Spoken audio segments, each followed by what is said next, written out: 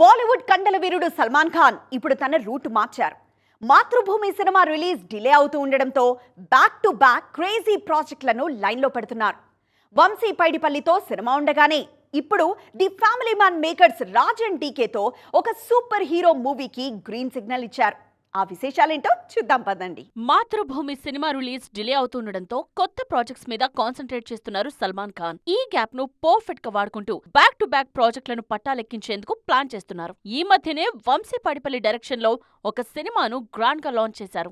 Vamsi Paidipally cinema line లో ఉండగానే మరో క్రేజీ ప్రాజెక్ట్ ను స్టార్ట్ చేసేందుకు సల్మాన్ రెడీ అవుతున్నారు. The family man Raj and DK direction లో సూపర్ హీరో మూవీ చేయబోతున్నారు. ప్రస్తుతం ప్రీ ప్రొడక్షన్ స్టేజ్ లో ఉన్న ఈ ప్రాజెక్ట్ బాలీవుడ్ సర్కిల్స్ లో హాట్ టాపిక్ అవుతోంది. స్క్రిప్ట్ పనులు శరవేగంగా జరుపుకుంటున్న ఈ మూవీని ఈ ఏడాది అక్టోబర్లోనే పట్టాలెక్కించేందుకు ప్లాన్ చేస్తున్నారు. ఇంకా అఫీషియల్ అనౌన్స్మెంట్ రాకపోయినా ఈ సినిమాకు సంబంధించిన కాస్టింగ్ అప్డేట్స్ ఆన్లైన్లో వైరల్ అవుతున్నాయి. సమంత హీరోయిన్ అన్న ప్రచారం మొదలైంది. అయితే మేకర్స్ ఈ వార్తలను కొట్టిపడేశారు. ప్రెజెంట్ స్క్రిప్ట్ వర్క్ మాత్రమే జరుగుతోందని, త్వరలోనే కాస్టింగ్ విషయంలో క్లారిటీ ఇస్తామన్నారు. సల్మాన్ సూపర్ హీరో కాన్సెప్ట్ కు గ్రీన్ సిగ్నల్ ఇవ్వటంతో అభిమానులు కూడా ఈ మూవీ కోసం ఈగర్ గా వెయిట్ చేస్తున్నారు.